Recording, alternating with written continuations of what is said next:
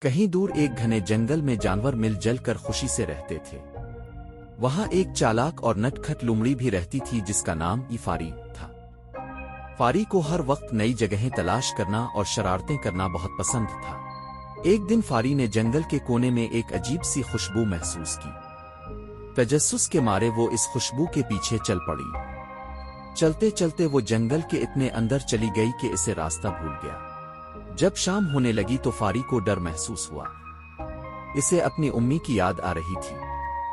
دوسری طرف جنگل کے سب جانور پریشان ہو گئے کہ فاری کہاں چلی گئی۔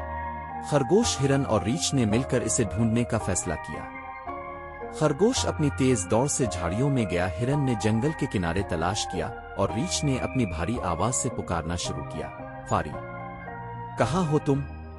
فاری نے ریچھ کی آواز سنی تو خوشی سے چیخی، میں یہاں ہوں، لیکن وہ ایک گہرے گڑھے میں گر گئی تھی اور باہر نہیں نکل پا رہی تھی۔ ریچھ نے اپنی مضبوط ٹانگوں سے گڑھے کو کھودنا شروع کیا۔ خرگوش اور ہرن نے بھی مدد کی اور تھوڑی دیر بعد وہ فاری کو باہر نکالنے میں کامیاب ہو گئے۔ فاری نے سب کا شکریہ ادا کیا اور وعدہ کیا کہ آئندہ کبھی جنگل میں اکیلی نہیں جائے گی۔ سب جانور خوشی خوشی واپس اپنے گھروں کو چلے گئے۔ دوستی میں مل جل کر کام کرنے سے مشکلیں آسان ہو جاتی ہیں۔